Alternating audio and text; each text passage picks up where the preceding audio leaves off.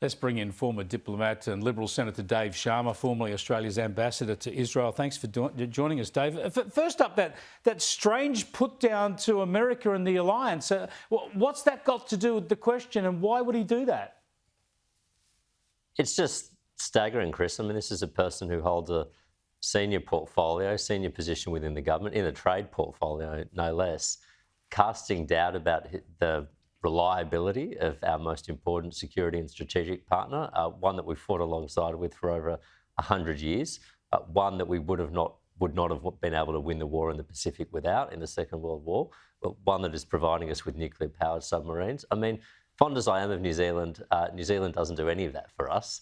The US is our most important strategic and security partner, and the idea of Don Farrell throwing shade on them, it's just a gratuitous insult. I don't know what he meant by it at all. No, we love New Zealand, but just to be clear, when we have nuclear submarines, they won't be letting them into their harbours. That's a matter of trust that they won't breach anyway. Look, on the issue of UNRWA though, and you know this backwards now, I've got no truck with UNRWA.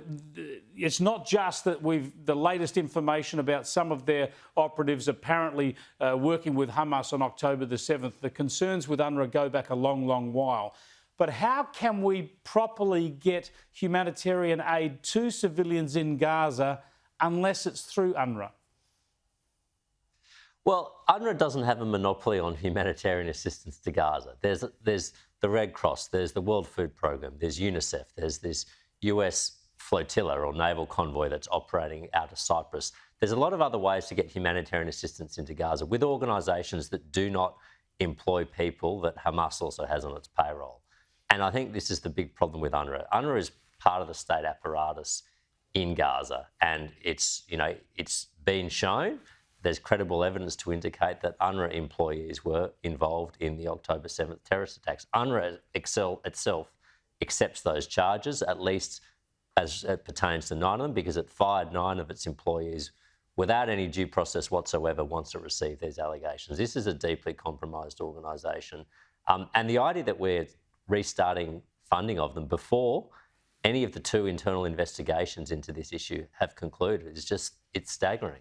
Yeah, indeed. Now, I want to go to another foreign policy issue, unrelated now, but we've got the Chinese Foreign Minister in Australia this week. They've asked for a meeting with Paul Keating. Understandably, a bit of a coup, bit of a genius ploy by them, I would have thought. Won't this just undercut Australia's foreign policy position, because Paul Keating is so critical of the Labor government, especially on its stance towards China?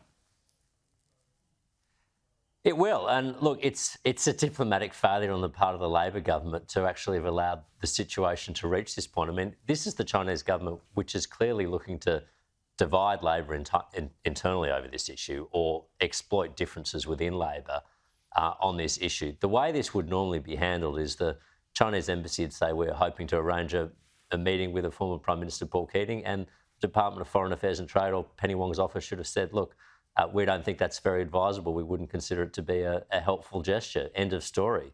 But instead, they've allowed this to play out, and it's just going to undermine our national interests. It's going to undermine the cohesiveness of our foreign policy, and it's going to make Labor look a shambles because they don't have a consistent view on these issues. Spot on, and it's going to help Beijing in those aims that you so articulately expressed. Thanks for joining us, Dave. I appreciate it. Dave Sharma there. Honestly, this Paul Keating thing is a real mess for the country and for the government. It's happening Thursday, we reckon.